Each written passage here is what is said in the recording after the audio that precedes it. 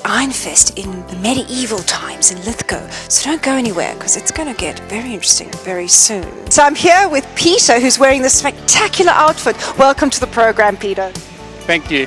So now, what are you wearing? I'm dressing as Ganondorf from the Legend of Zelda video game series. So what's your character like? Is he a warrior of sorts? He's actually the main antagonist, evil Dark Lord of the Zelda series. So did you make this yourself? Yes, I did. It's my first ever costume I've made from scratch. Wow, how long did it take you?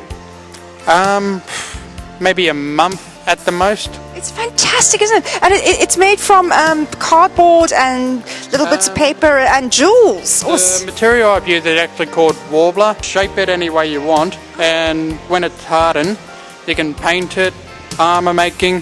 It's awesome stuff for costumers. What do you like about Ironfest? I like that it stands out from most of the other events that I go to. Yeah. And probably my favourite thing, I can bring props and weapons here that I wouldn't be allowed to take anywhere else. Oh, sounds like fun.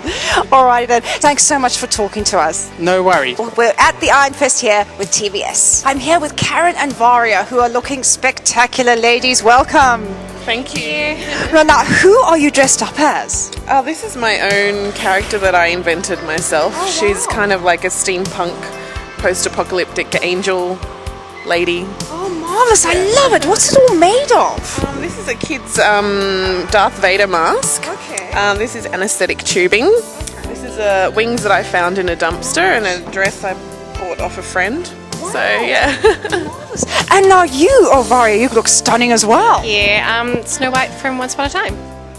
Marvellous. And you've made these all yourselves? Yes. And you've entered the costume competition? Well, we're helping run the costume Okay. competition, so yeah, no, it's awesome. So what's it all about? Well, this one's actually a memorial. So we had two friends who passed away a few months ago who were really influential in the cosplay and costuming communities, and this is all to be a tribute to them and carry their legacy on as well. So who were they? Justin, a character, and Paul Kerr. Yeah. And they were costume makers as well? Yeah. Yeah, very influential and massive supporters of charity through their costumes as well. So it's just pity that they've gone, but it's great that you're continuing their legacy. Yeah, carry the torch. Yeah, yeah. So we're here at the Ironfest in Lithgow, and so you come every year? This is my second year in a row, actually, yeah. I've been coming since I was a kid. It's fantastic, isn't it? It's just all about the community getting together. Very creative community getting together. Yeah. Is there sort of a big artistic crowd in Lithgow area? I seem to think so. Yeah, because it all started with the metalworkers and it's just expanded from there. New things come every year. What does it hold for you? It's just, for me, getting a bunch of really creative people who have similar mindset together and in a very unique way. Yeah. Yeah, it's all the creative spirit and everyone's got it and we're all a part of it. And the community. And are you artists as well? Yes. Okay, do you paint or sculpt or? I do, and I also work in special effects and costume for films, so... That sounds fun. Yeah, a bit of everything goes on in my house. And you also an artist? Not so much. I used to dabble a little bit in jewellery making and everything, but I'm a nurse by day and a cosplayer by night.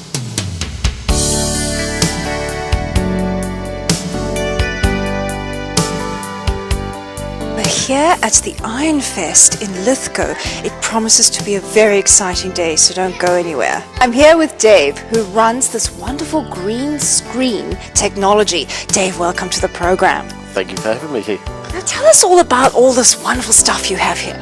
Well, it's called green screen special effects, and basically what we do is by using the green screen we can put somebody in front of that, and with the computer system we can have them standing in front of a image of whatever they decide. We have about 150 images they can choose from. Get the right lighting and everything for them so they get that special shot of their favourite genre of what they like. Yeah, we can go through a couple of different ones, so we choose what we like, a bit of graffiti background. For the cosplayers or costume players, they love this because they get their special shot. Oh, so how did you get started in this? Because it's such a unique concept. Well, I've always had an interest in film and media, and basically, to go on to something like this, being a bit of a techno junkie, so to speak, I love doing just something a little bit different from what everybody else does. And so, yeah, and to see people smiling and enjoy it, that's the special bit. And I love your get-up. It's very sort of earthy and army. Oh, you were actually in the Navy, weren't you? That's right, ex-Navy, that's correct. So I thought I'd get into the mood of Ironfest and dress up, yeah. Well, that's right. We're actually at the Ironfest at the moment, guys. I'm loving every minute of it. It's very sort of bringing back the medieval times, isn't it? Well, yes, it is, and there's so many different eras out there. I've seen World War One, World War Two, but yeah, just all the different people out there, and they live the weekend as that particular era, and I love that because that's passion for what they enjoy. I mean, Ironfest in itself, what is it all about? I think it's to give people of today a little bit of a taste of what it was like back then. The reenactments, the battle scenes, the jousting, all that type of thing. That it just gives the people the experience, and I think they enjoy that. Yeah.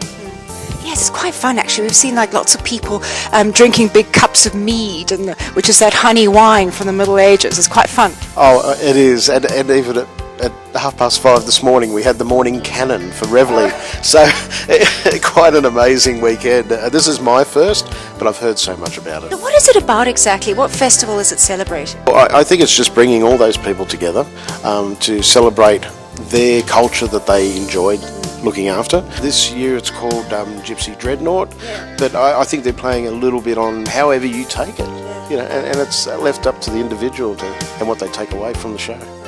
So if you want to live in a certain time in the past, you come to these sort of festivals? I believe so. And then you can meet the people, join their groups if you have an interest, and how to fire flintlock rifles from the 1700s and so forth. Now, I hear you're a bit of a Trekkie. All right, the words come out. Yeah, I am a bit of a Trekkie. I usually dress up as Mr. Scott from Star Trek. So I have to do the Scottish accent, you know. Last I interact with a group called USS Tiderium. They're a Sydney-based Star Trek group. I liaise closely with Austrek, which is one of the oldest Star Trek groups in Australia. These groups have got thousands of members around the world. They join together, they go to the conventions such as Oz Comic Con or Supernova. They actually have guests from original Star Trek? Yeah, well, just last week I was in Melbourne and I met Michelle Nichols, who played Uhura from the original series. George Takei and Walter Koenig, they were there. And also Christopher Lloyd, who a lot of people know from Back to the Future. Yes. But he was also a Klingon in the first movies. Yeah. And they've got one of the original chairs that Captain Kirk sat in, haven't they? Yeah. Yes, that's the original, well, a copy of the original chair from his original Enterprise. When you do the live long and prosper thing, it's like, okay. You've got to learn how to do it straight away, but you're doing well. So, well, thank you so much, Dave. Really appreciate it. All right, all viewers, live long and prosper. That's right. Live long and prosper, everyone.